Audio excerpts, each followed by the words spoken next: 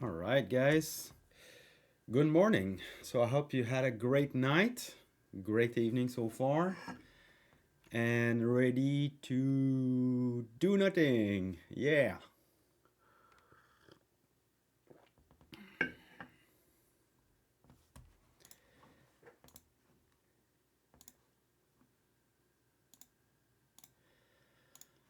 All right. So let me share the screen.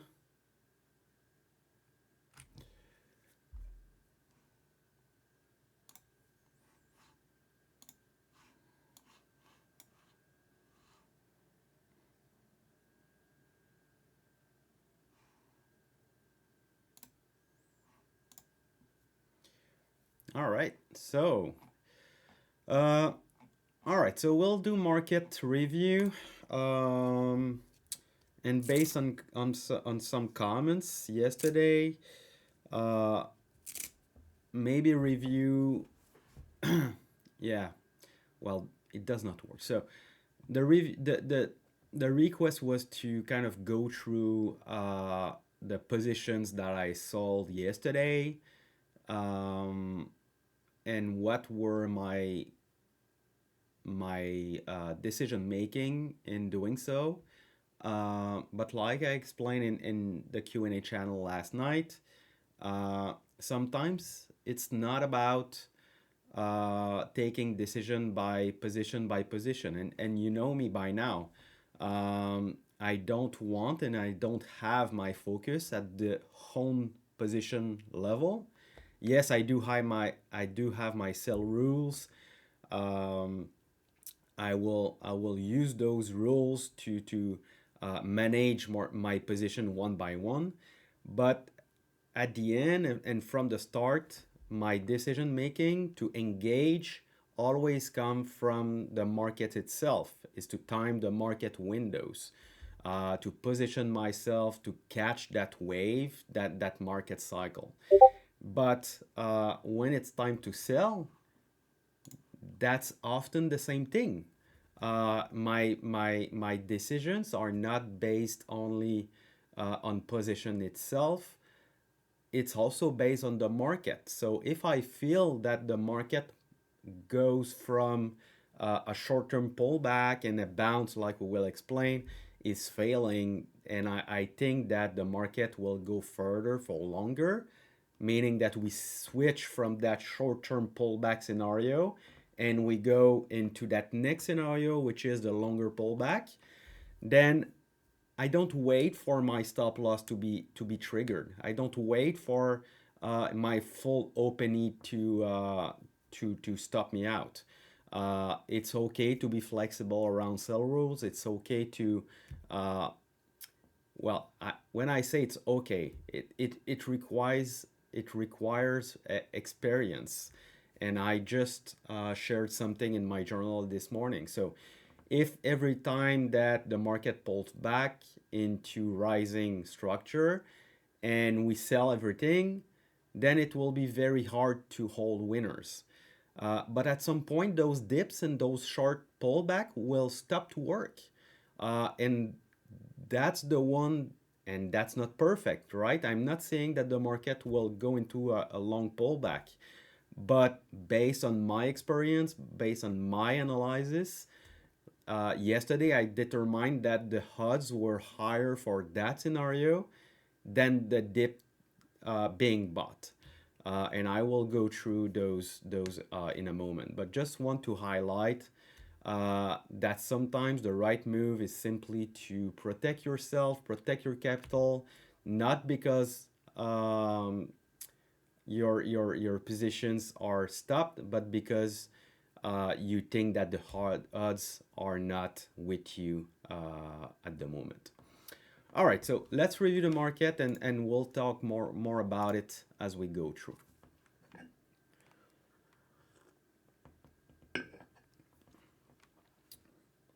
So, very important, tracking QQQE. Yesterday, I was kind of shifting between QQQ and QQQE. So, there was that divergence, and I think it was pretty important. So QQQ pulled back into rising structure, right? So we had that first initial dip into rising structure, and that's why I went away.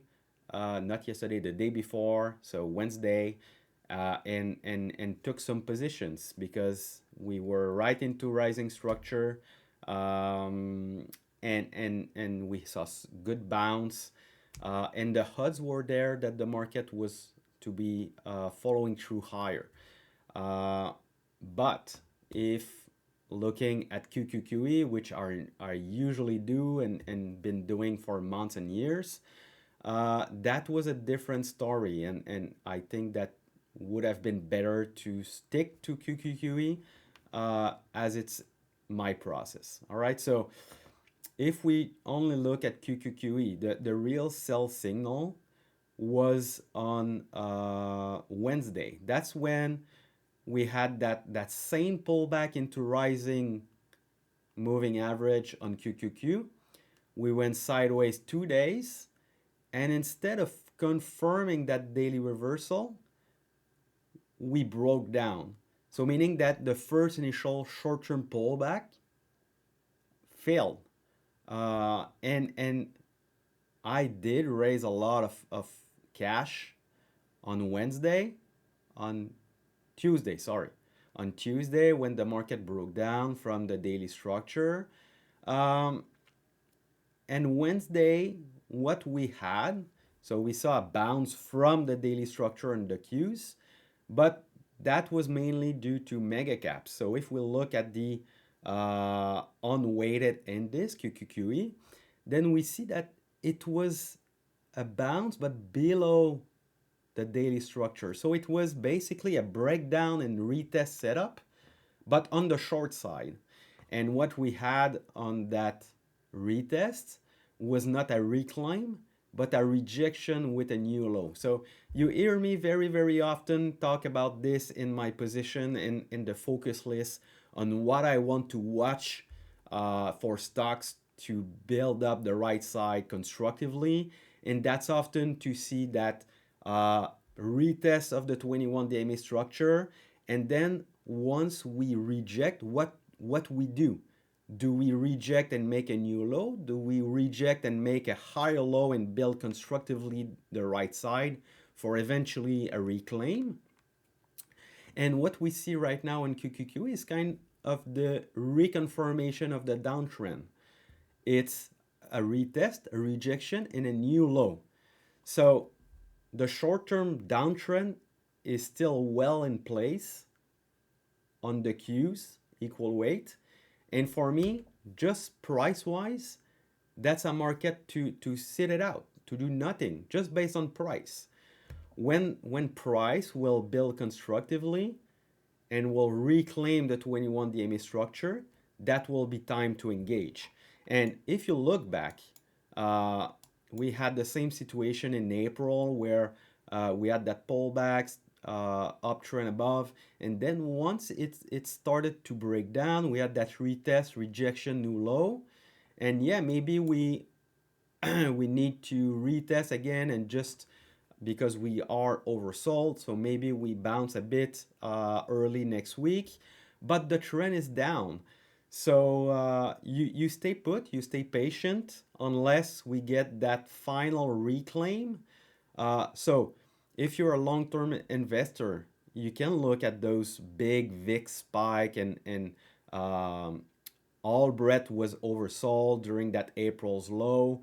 We had McClellan oscillator very deeply oversold, etc., etc. But volatility is super high. So if you like to engage on low risk entries, that makes it very hard and you will likely be chopped. And we're not there yet. We're not in a capitulation move. These usually don't happen from the highs, they happen after many waves down, and that's kind of the capitulation move in a bigger correction. And once again, we're not in that scenario yet. We're simply seeing the short-term pullback into structure failing and starting a longer pullback. So I don't want to um, to anticipate, to predict what will happen. All I know right now is we have the win at our face with the McClellan summation in a downtrend and accelerating to the downside as well. We have price below a declining 21 DMA structure, which just rejected it on a retest. And we are oversold and we're not able to bounce. So that for me, it's a big sign of weakness as well, because uh, you know me by now. I look for those oversold readings into a rising daily structure, which we had, and that's why I was active early this week. But it failed. So you have to listen that price was into support, Brett was oversold, but even with that setup, which work a lot of time, and that's my hedge, you have to recognize when it fails. That's super important feedback along your own position that are stopping yourself, right? So yeah, that's the picture. Price below declining 21 DMA structure, McClellan summation in a downtrend and accelerating to the downside, now below a 10 DMA, and that 10 DMA might flip down. And the other thing, we don't look at this very often because it's not part of my daily routine, but more my weekly, and when start to things start to head south, is it's important to have net new highs in a market. And once we start to make net new lows, then it's a sign that the market is weakening. Uh, will we just see kind of a small blip and then we're back into net new highs? Or we need to see something further and longer, like in April? I don't know. But all I know is that's the highest net new low reading since the April's low. And that means something after an extended run of 8 months. So that's the other thing to assess. And let's switch to trading view.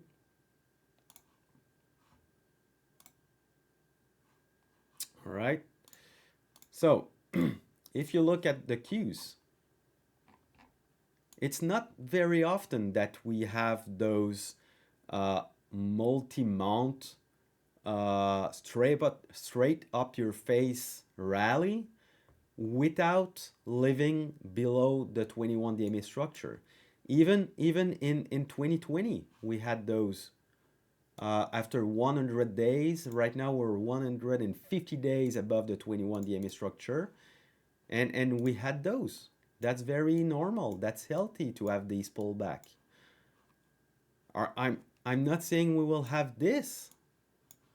I'm just saying that it would be super normal to have those multi weeks, 1 or 2 months below uh, the 21 DMA structure, and then we'll assess how the market respond to that.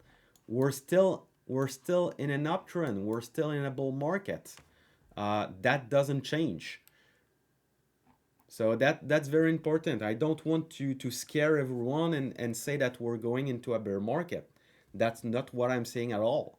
I'm simply stating that the short-term pullback is failing and the HUDs are going into something a bit bigger, living a bit longer below the declining 21 DMA structure. And that in itself, you should be excited about, because once it happens, we create the conditions for an easy market, easy money market on the other side. And that in itself is exciting. Uh, but it's only exciting if you don't dig yourself into a big hole, into a, I don't know, 10, 20, 30% drawdown.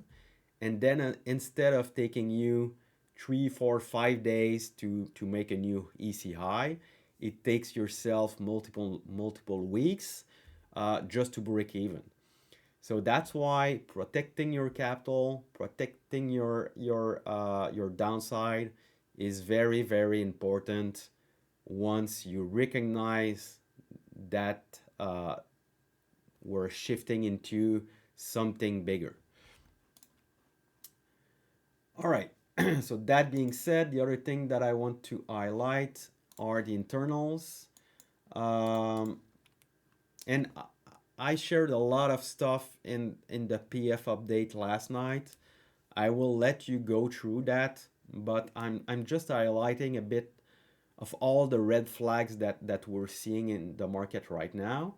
Uh, and again, I don't want to be alarmist. I'm just uh, gaining the weight of evidence for me to base a decision, to base kind of a view of where the odds are in the market right now. Um, I'm not the guy that will call a bear market. Trust me on that. All right, so credit spreads, 21 DMA structure, and back tests. That's a good long setup, and that's not a good long setup on the credit spread, right? That means uh, risk off. Same thing for the VIX. We have a 21 DMA structure reclaim and back test. And now, this morning, we're confirming the daily reversal. So no idea if we need to maybe just retest that base structure. But if we start to spike above that, then yeah, that's way more risk off. And if you're not in cash already, that might be a sign to really respect risk.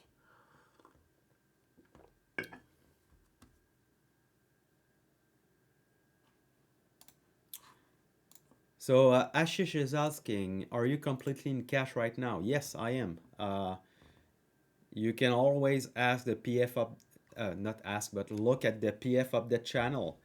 I post every night where I'm at, what I did in the day, what I plan to do from here. And yeah, I'm all cash. And the next question is, what should happen in market that will bring you back in the market? I will cover that after. That would be my next part of the session. All right, and Bitcoin. Yesterday we tried to kind of reclaim that recent swing low pivot for a potential shakeout and undercut and rally, but we rejected that and just reconfirming the downtrend, right? So we're living below a declining 21 DMA structure, and Bitcoin, since that liquidation day, is really lagging and lagging or leading in weakness for a few weeks. So that's something also to consider, that kind of de-risk on asset is in a solid downtrend for a few weeks now. Um, all right, QQQE we covered. And QQQ, keep in mind, that's the first, um, sorry, that would be the first follow through below the 21 DMA structure if we continue to trade below today and we don't reclaim. So we had a couple of 1 day incursion below the 21 DMA structure, but we reclaim every time the following day. So that would definitely be a change of character if we follow through today and we close again below the 21 DMA structure. Someone share the 21 DMA structure Alex used, please. It's all in the Git book.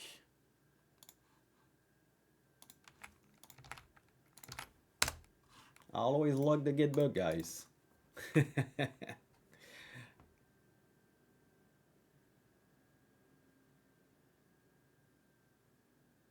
All right. So yeah, something to look on the cues if we follow through. Um, and yeah, when I look pre-market, pretty happy with going all cash yesterday. Pretty much the cores that I was hesitating to hold and respect my sell rules are all below the rising 21 DMA structure. So basically, I would be stopped out anyway. Uh, and yeah, okay. The other thing that I wanted to show, and sorry, there's a lot of things this morning, and it's a bit all over the place, but I think it's important and uh, ask questions or if it's not clear or I'm all over the place, but I just want to make sure to cover everything. So the other thing that I like to watch for feedback is basically how the liquid leaders act, right? So um, that also gives very good feedback because those names are leading the market. They should resist well into a short-term pullback. But when we start to see those names breaking down from their 21 DMA structure and having those red flags as well, for me, that's additional feedback to kind of be careful with exposure and kind of adding up to the QQQE price action and the McClellan summation trending down, right? So if we look, we do have a lot of still leading stocks above their 21 DMA structure. So that's good to see. Uh, but after a couple that just had kind of earnings reaction, and that's almost all earnings reaction follow through. So DDOG as well. And now we're starting to see cracks when we start at when we look at CRDO with that base structure fail breakout and retest and rejection, and that's why I got out of my position yesterday. So you have that base structure right here, failed breakout. We tried to reclaim that base structure, but rejected hard and make a new low. So for me, that's a red flag. And you have NBIS having that structure breakdown, retest, and rejection. And today is important. We have a lot of leading names that tried to bounce from their 21 DMA structure, like VRT, like AVGO, like Snow, like AMAT, like AMD. Those are all leading names that stopped to lead in the last week or so. And after a bounce attempt Wednesday, yesterday they failed and they're back into structure. So you want to watch those closely for information about the market. Do these leaders are able to hold that structure or they're starting to break it as well? That will be good feedback from the market and the liquid leader stuff today in VRT, AVGO, MDB, AMD, AMAT, and Snow. And you as well. A app, CrowdStrike. And then you have the leaders that are already breaking down from their structure. So you have Robinhood, which was a big leader in the last few months. It was one of the first to get out of correction after April. Now tried a bounce of the daily structure, reaction of earnings, yes, but still a pretty nasty break of the daily structure. Same thing for PLTR, which was, I think, the first of April's correction. Bounce attempt on earnings reaction, failed to hold, and nasty breakdown of the 21 DMA structure. And then you have Tesla right at the 21 DMA structure after a failed bounce again Wednesday. And now it starts to break down, right? We have Dell breaking down from structure, Nvidia breaking down from structure, ENTC, Shop breaking down from structure after a failed bounce, ARM breakdown and retest rejection, HPE, Hewlett Packard, breakdown, retest, rejection, CEG, breakdown, retest, rejection, Ionic, living below the 21 DMA structure. Rocket Lab, break down and just make new lows. Auber, not a surprise, I know. ASTS, breakdown, retest, rejection. Um, Joba as well. ANET, ALAB, 21 DMA, reclaim, failed, and breakdown. That's just all over the place. So we have a couple leaders that are still holding their daily structure, but overall, we have like 25% that try to bounce from their 21 DMA structure on Wednesday and fail and back into structure. So we have to see today if they break down or they're able to hold it. And we have almost half of the liquid leaders that are starting to trade below their declining 21 DMA structure. So not a particularly good look, but it can change quickly, but not a good look for now. All right, and next thing that I wanted to show is what I will look on the other side of this, right? And for me, that's always the same thing. And that happened in April and the other correction and pullback before. For me, I want to see price, constructive action around the 21 DMA structure. I don't want to trade when price is below a 21 DMA structure. That's the first thing. If price remains below, sit on the sidelines. I'm very good in cash. McClellan summation, and we can look at this being normalized.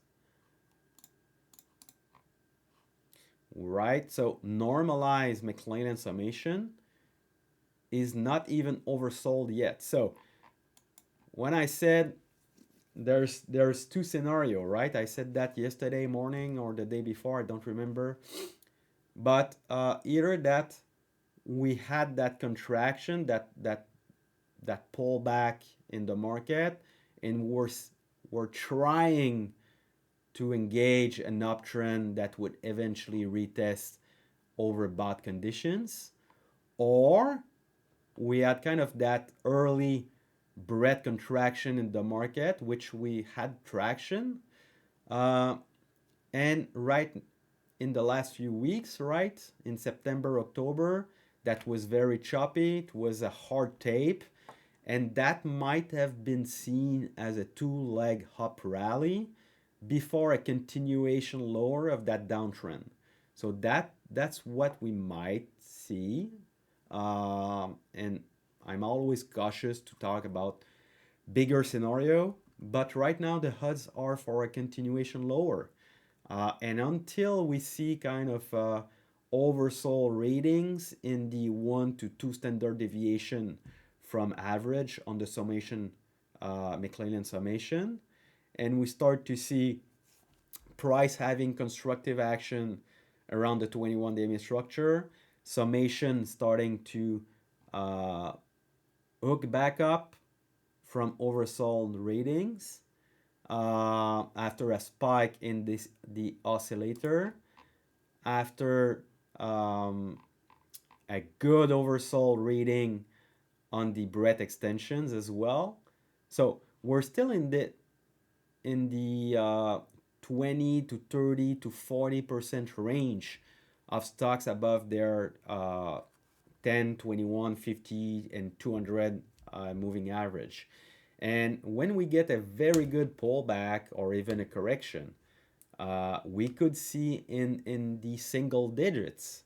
That's not out of the equation for a very deep oversold condition. So keep in mind that when price is below a declining structure, it's not a time to engage in every oversold readings.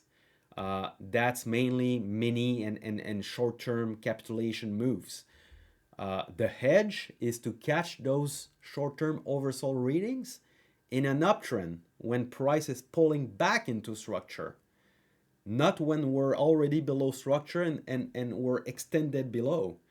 that's not when you engage. Then you're trying to find the bottom. You're trying to trade, uh, um, ac- um, how to say, a contrarian rally, right? A rally into a downtrend, and it's not easy money. That's fighting the trend. So I want to see McClellan summation continue that downtrend. I want to see price to reclaim the 21 DMA structure on QQQE, or at least start to show constructive action. And by constructive action, I mean,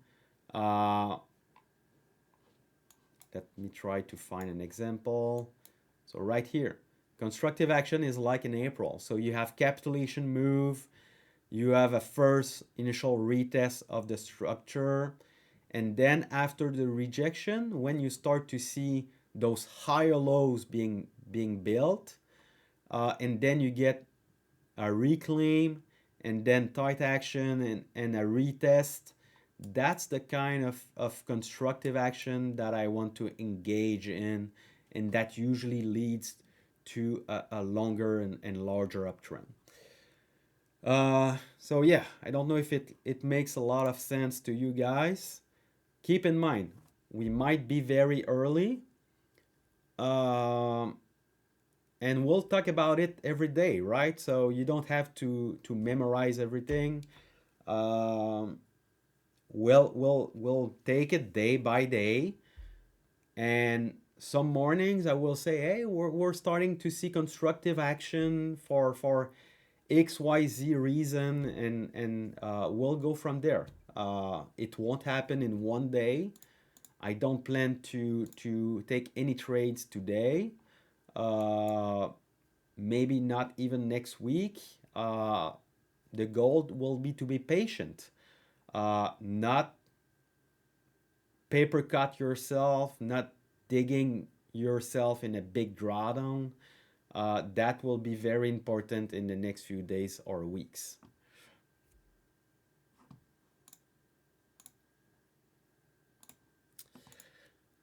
All right, next question. I know there was a question higher and I didn't answer it. So, when in April after tariffs the market was recovering, how did you approach opening new position based on your NAIR? At which point of NAIR do you usually decide that it's yes time to open more new risk? The question I guess is more about how you. Yeah, so we can we can replay a bit of April. Um,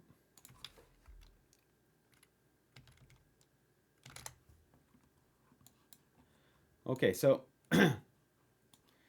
April,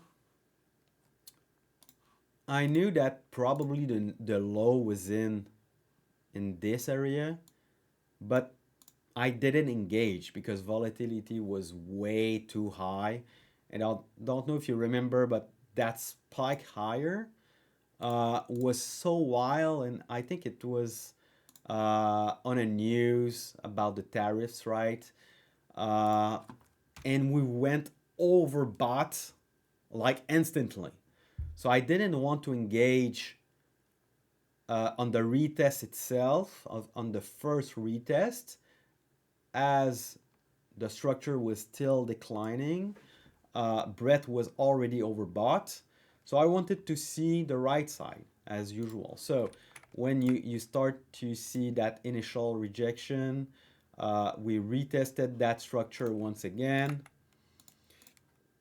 And then we started to make those higher lows and to shake out here back into structure and gapping up above structure, right? And those are important points. So you can start to look at exposure when you create that higher low. And by then, we were April 21.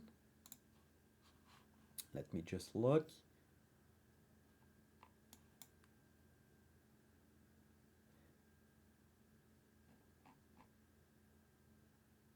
So April 22 is when the McClellan summation flipped higher. So right here. So right here, you kind of tell yourself, okay, the market likely bottom with that VIX spike and capitulation type of move. The market is rejected at the declining 21 DMA structure, but is building higher low. And the McClellan summation was oversold and hooked back up. So for me, that was kind of the spot right here to say to myself, okay, it's time to look at exposure and look at what Palantir was doing, right? And that was one of the first that I looked to engage. April 22. So right when, and you don't have to buy weakness just because QQQE is below structure. You kind of wait dividends again, like we do right now. And QQQE was building higher low. McClellan summation was flipping up. And we had breadth extensions hooking up from oversold as well. And then the liquid leader scan with daily setups was giving me those setups. So Palantir had a 21 DMA structure reclaim when the market bottomed and pulled back. So at that 21 DMA structure reclaim and back tests, and you had such a clean entry when the McClellan summation flipped up. So I caught that into that backtest structure. We had Robinhood, same thing. So it was a bit higher that I engaged in that because of earnings. I remember because of earnings I didn't engage, but I was tracking it very closely due to leadership, right? So it was having the same pattern as Palantir, 21 DMA structure reclaim and back tests. And then you could have engaged that on the daily reversal right into that back test and 21 DMA structure.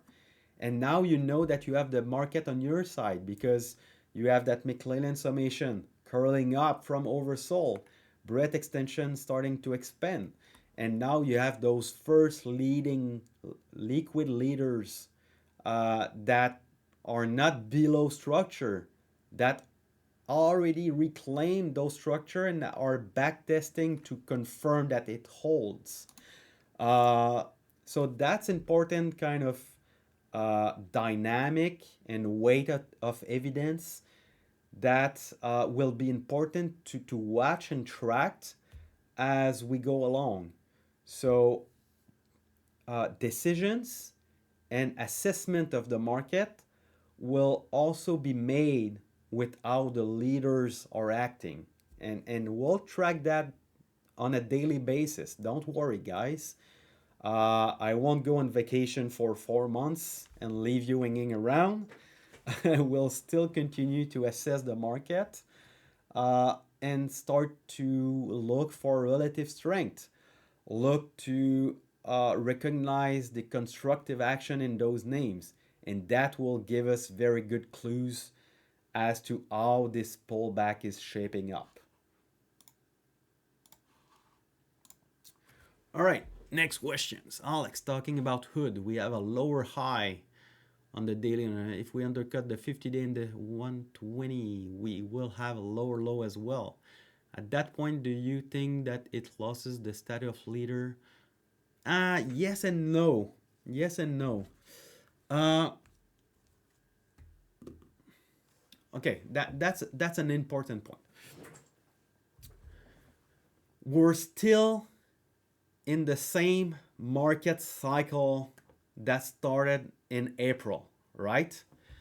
So you want to stick to those that led the way, because not only do they give good information on the way up, they also give very good information when things start to break, because leaders often lead on the way up, but sometimes they lead on the way down as well. And those that resist the best might be the leaders of the next market cycle. So maybe Robinhood and Palantir will not become leaders of the next cycle, but they are still very important to track right now, because the leaders of the market cycle, when they start to break down, that's very good information. It goes into the weight of evidence of you assessing the market health, right?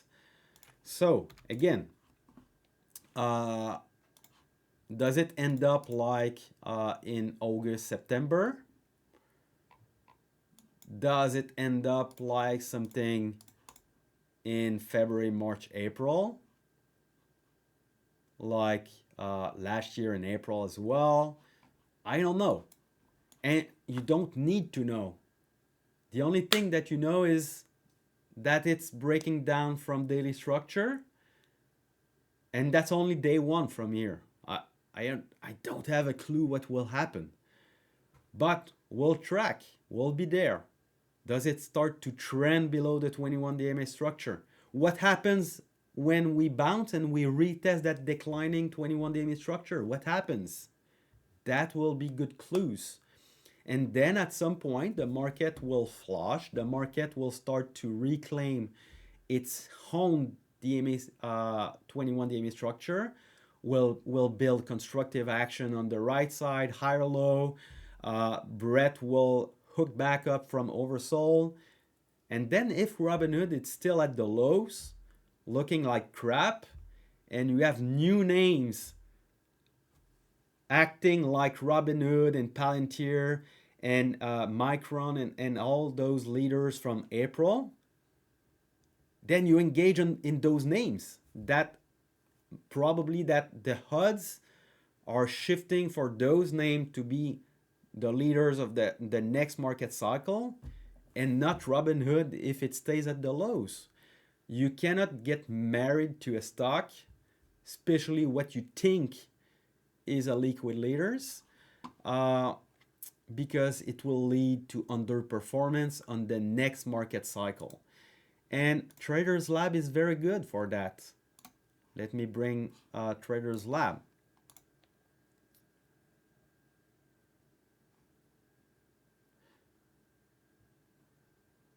So Robinhood is starting to slide. We have all those new names that took the lead, that are leading still above rising 21 DMA structure. And after a longer pullback, and if Robinhood is looking like crap, it will be at the bottom. It will not be at the top, or even getting out of the list altogether if it's not leading. And what we'll have when we're ready to engage is a fresh potential set of leaders that are all in the top of the liquid leader scan. So that's why I love TradersLab, because it points me right away in the next potential leaders. And for me, that's very, very important and a big part of my hedge. Okay, next question. And we can continue later this morning, guys. Like I said, I don't plan to trade, so no stress. I am curious, during the market downtrend, do you also go short or buy put? No, I don't.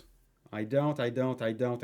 I was doing before, but what it do is it fucks yourself for the next run. While you're trying to take shorts, because remember, we don't know if it will be a correction or a bear market yet, right? Could be next week we get capitulation move and that the market goes into a fresh new uptrend. We don't know. So trying to short puts you in a mindset that you think that the market will go down for a longer period. It's not a good mindset to be. Then when the market begin to show constructive signals, constructive sign, you are missing all those because you're so um, focused in managing your exposure, your short exposure, then you miss all the constructive signs. And then the other thing is, when the market is starting a new uptrend, you didn't uh, rest your mind, your mental, and you're tired and burned because you're traded all the way down.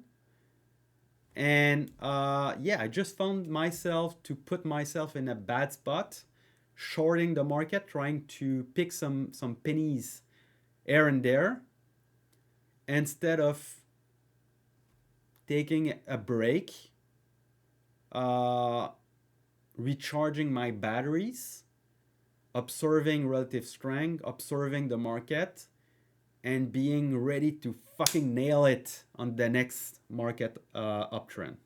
Right? I want to be aggressive early on. That's when the easy money is. Guys, after April, when the market started that rally, we were having 4, 5, 6% up days, and many within a week. Money is so easy to make if you're aggressive at the right time.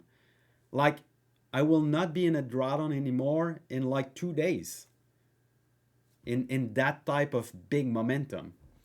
So I want to be fully ready to strike big and hard when that happens.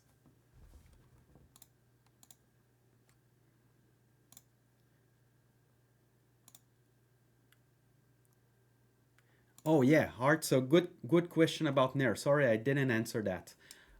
Yeah, I'm looking to get, and that really depends. So I might start from 1 to 2% new exposure risk when I'm trying to position out of a pullback, out of a correction, etc., etc.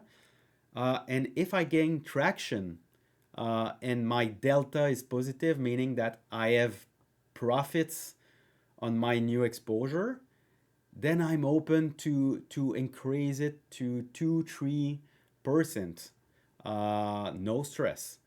So yeah, I'm really taking it position by position and assessing if I get traction. So if I'm opening 1.5% new exposure risk, and I don't get traction, then there's no need to raise it to 3%, right?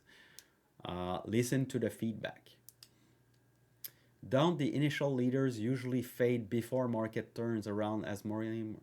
Yeah, that's what I said. That's what I said. That's what I said.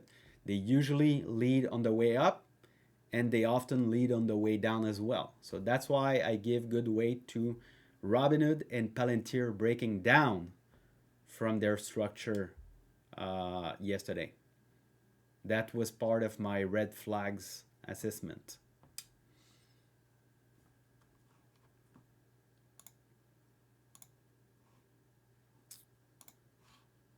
All right, guys. So do we end it here? Oh, last question. Thank you so much for all the answers. These sessions are a game changer. Nair tracking for me was a game changer this year. Hope to end your review because of you. Yeah, nice to hear. You totally changed my year-to-date performance. Thank you. That does make my day.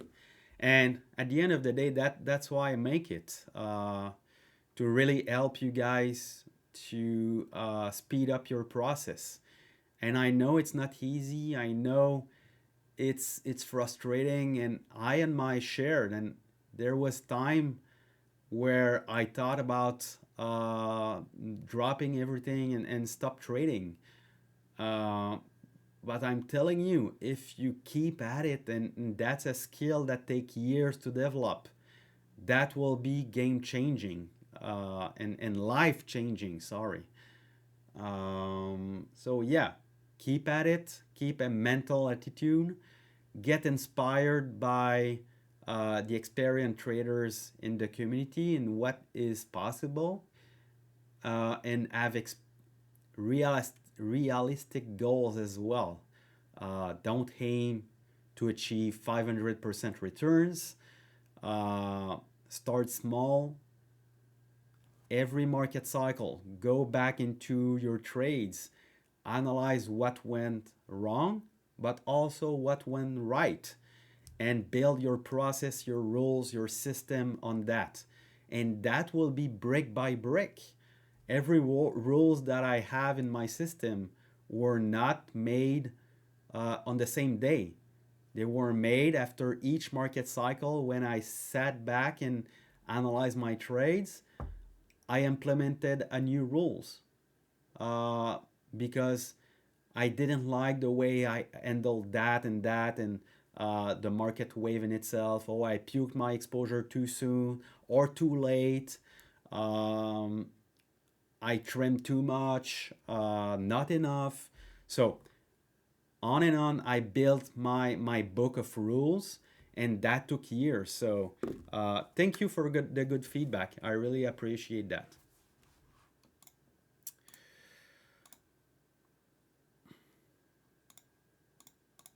Yeah, and Alex, that has been a very tough month. So don't beat yourself up. There was even experienced traders that had a very rough October, and for me, November is really rough. It's not finished yet. We're only starting it, but I'm already in a pretty good drawdown. But the good news is uh, we stopped the bleeding. I think we got out. Uh, Looking at the price action in TradingView right now, I think we made a good move to go all cash yesterday, and you never know, right? Uh, but the good thing is we're not digging ourselves a bigger hole today by trying to be stubborn and trying to make sense of the market, trying uh, to make it what we want it to look like, right? Simply because we have a bias. Uh, I think the weight of evidence was justifying going all cash, and we'll need to see in the next few days and weeks how this pans out. All right, guys, so have a good day. I will be mostly off today, to be honest. I will be there to answer questions, obviously, uh, but not sitting in front of my computer all day. I'll try to disconnect a bit, do other things, recharge that mental capital, like I said, and yeah, be ready at the end of the day to assess the price action and if there's anything good to observe. So have a good day, everyone, and have a good weekend as well. Cheers. Take care. Bye bye.